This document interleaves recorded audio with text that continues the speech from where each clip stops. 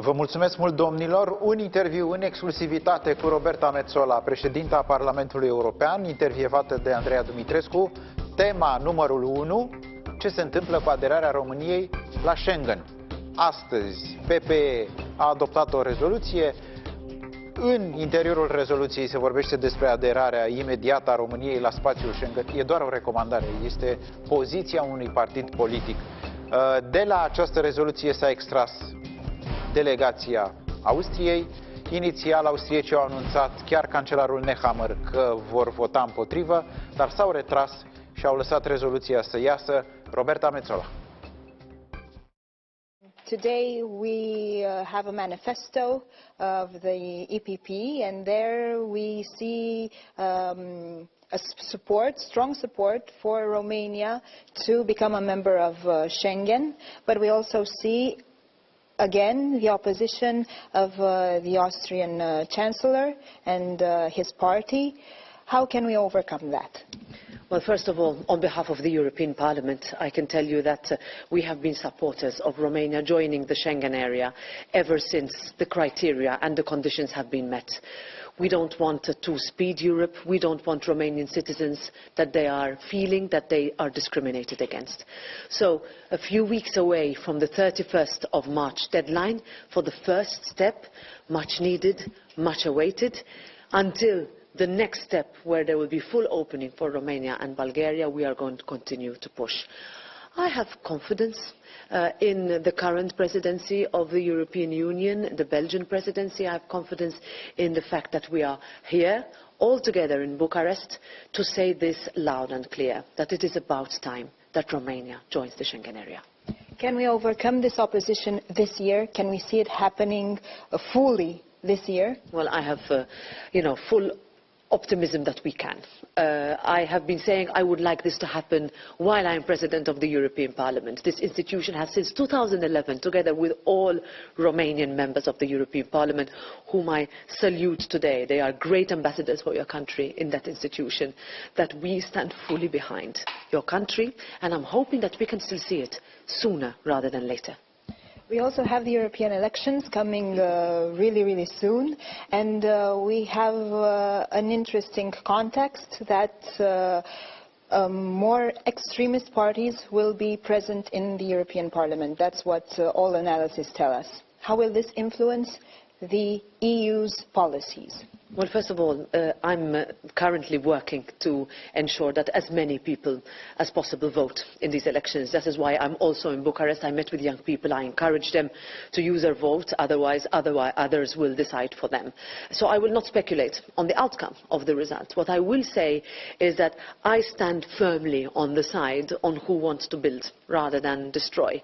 I form part of the so-called constructive pro-European majority, and it is that pro-European camp that will take us through for the next 5 years, for Romania and for Europe, whether we are discussing climate, digital, migration, security, enlargement, differences between member states, levelling up societies, making sure everybody feels part of the digital transition, everybody feels the cushioning that we have for the social and economic impact of our decisions. That is only possible if we get together in order to build and not to destroy. I'm going to work until the very end of my mandate, until the day of the election, and then we will see. But I hope.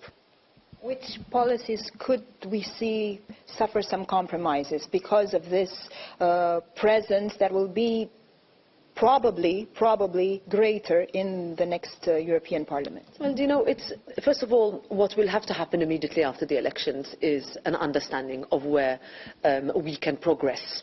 Where do we want Europe to go? Do we want to have more in-depth legislation on the digital field, on the social field, on security, on enlargement, on Ukraine, on making sure that we finance programs that are so important, that we see funds that are being spent in Romania, the National Recovery and Resistance Plan, that has really showcased the benefit of EU funds.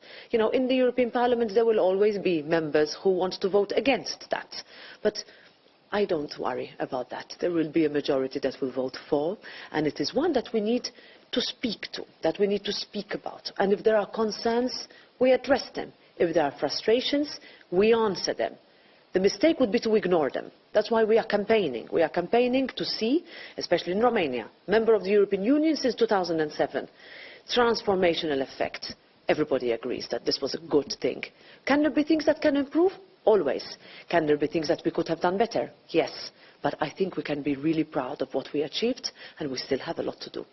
What will you try to do better? Well, communicating better, costing our proposals better, explaining, cushioning the impact, making sure we leave nobody behind. You know, I meet young people who tell me we come from a rural area, we feel far away. Digital connectivity, that you do not feel that if you were in another part of Europe, you would be in a better situation. I want everybody in Europe to feel that they have equal access to opportunity, to rights, to services. Once we do that, then we can really say that our project is complete. That's where we have to work much, much more. You mentioned Ukraine. Will we see in the next European Parliament, in the next European Commission, the support that has been given to Ukraine till now? We will see that perpetuated? I am optimistic. If I can look back to the very difficult decisions that we've taken, courageous decisions, unprecedented, I would say, the majorities we had, I would say quasi-unanimous for Ukraine, for Moldova, which is so close to the heart of all Romanians. I would say that that will continue. Even as I go from one city to another, in all member states, the solidarity is there. And, you know, the fact that we can never forget that this is a fight for peace, for freedoms, for values. And if we let go of that, then the whole security of the European Union is in jeopardy. And it is a very basis of campaign that we are seeing it in every country. Of course, each country has its own path, whether we talk about enlargement, whether we talk about war, whether we talk about approximation, improvements that need to take place. But these are things we can discuss, because Europe is more than just an economic entity. It's a secure space and a free space. That's why we are fighting with Ukraine. And just one more question, if you will allow me. Will we see a commissioner for enlargement and one for security, for maybe for an arms race with the commas there? Will we see such portfolios in the next commission? We will need to see, of course, first of all, the outcome of the European elections, and the Parliament has the role of hearing each and every commissioner present himself or herself with the portfolio that they have been assigned. No doubt enlargement will be a huge challenge for the next 5 years. We have had an enlargement commissioner for a long time, and I would presume, we would hope, that this is something that we continue to see with a very, very strong portfolio and a strong personality to lead that very difficult challenge. On defence, this is still a decision that needs to be taken. What I can tell you from a European Parliament perspective, we have called for a security and defence union. We want more coherence. We want more consistency. If we're going to talk about spending, we need to be clear on what we are going for.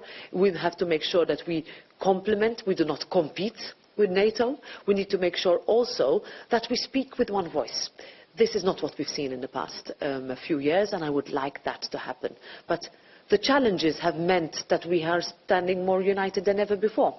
So if that unity brings us to more coherence, that is one that we will very much welcome in the European Parliament. Eastern Europeans in the top jobs?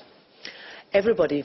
For me, whether you are north, south, east, west, gender balance, different qualities, candidates have to be in the mix. I am very much a big believer of that, and I've said this already publicly. Thank you very much. Thank you.